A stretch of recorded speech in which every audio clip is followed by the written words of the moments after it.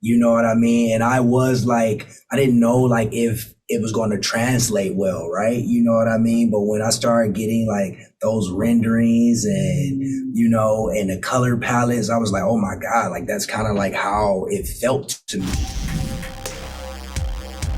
I love the visuals of Entergalactic. It was so beautiful to watch. So thank you guys for being a part of that.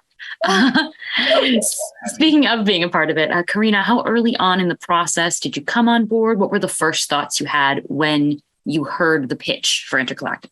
Yeah, Dennis and I both were from the very beginning because at that point I was at W. Mia Scott's agent. Dennis has managed Scott forever and has also grew up with him, so they've known each other their whole life. So really when Scott had this idea, and it started with 3 songs that became part of Entergalactic, which were Do What I Want, Angel, and Willing to Trust, which is now the single. He came to us with this idea of feeling like visuals and music are so disconnected. I do an album, I do 2 music videos, and then next album. I mean, there's not really enough there. And he wanted to do something that really married visuals and sonic. And from that origin of that inception idea led to the collaboration with Kenya Barris and him bringing the idea of animation into getting Ian Edelman and Maurice Williams to showrun and Fletch Mills to direct and on and on and on and on. So I feel so blessed by proxy of this relationship that both Dennis and I have been able to build with Scott, where he is constantly generating these phenomenal and new and unheard of ideas that are so challenging and cool and culture facing. And that for us was the why Entergalactic was, how it happened, where it all begins and how we all got to be a part of it. Yeah, I like that boundary push. Yeah. Absolutely. And because it's so, innovative, right? People don't really get to marry the music to a new and outside story like this often. From your perspective, Dennis, what were the most interesting or surprising changes that came about from when Scott first brought it to when you're actually seeing the final product? The most interesting thing is just how it looked. It looked and felt like the music. You know what I mean? And I was like, I didn't know like if it was going to translate well, right? You know what I mean? But when I started getting like those renderings and, and the color palettes, I was like, oh my God, like that's kind of like how it felt to me, and the music felt like New York, and how they were able to like duplicate that and the feel and the sounds. It was like, oh, that was for me, that was the most surprising thing because I didn't, it could have went either way, but they kind of hit it on the head instantly, and that just goes back to like the creative genius, that Scott has. Absolutely. I love this like theme of kind of how art or being an artist even can affect perceptions of love and dating. Like both of our leads are artists, even if it's a different form of art than what Scott puts out, for example.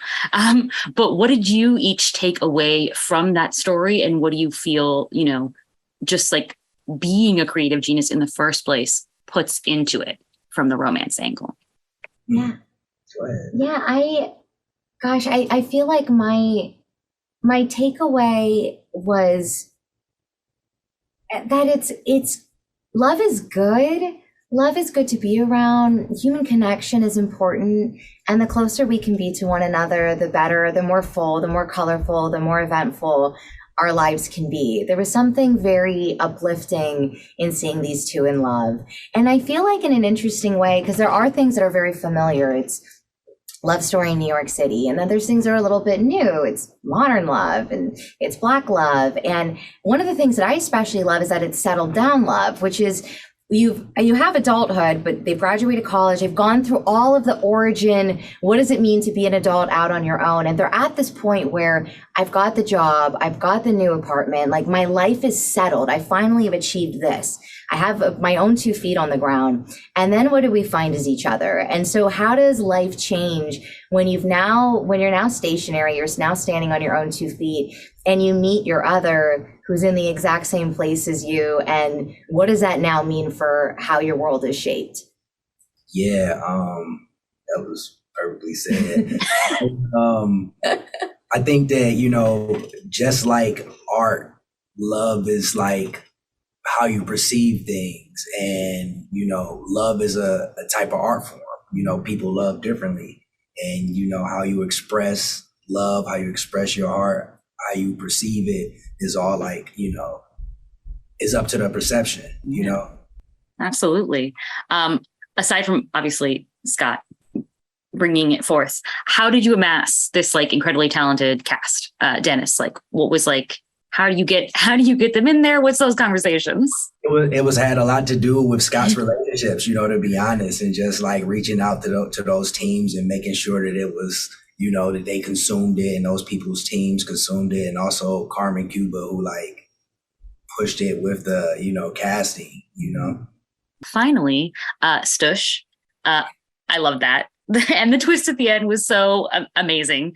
Karina, what was your thought when you first heard that? I heard it was like a running joke throughout, and then just like finally had to become like part of it. We had so much fun with Stush, and that one, I believe it was Maurice who coined the term Stush.